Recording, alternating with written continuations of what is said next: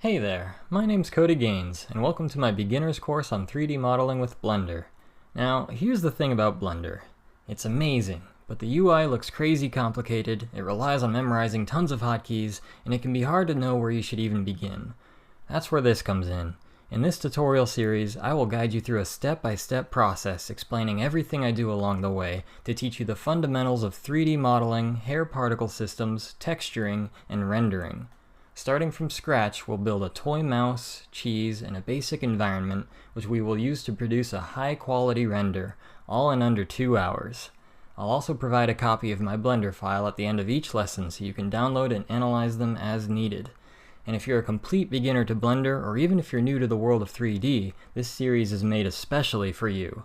On the other hand, if you have experience using Blender, you may find the lessons to be slow at times, but every lesson is organized to be both thorough and efficient. All you need to get started is a copy of Blender 2.79 or later, which will always be completely free. If you're using Blender 2.8 or later, there may be a few differences in how things look, but once it's released, I'll address any potential issues. So, if you're feeling up to the task of modeling a mouse and cheese, then give this series a shot and I'll see you in the next video.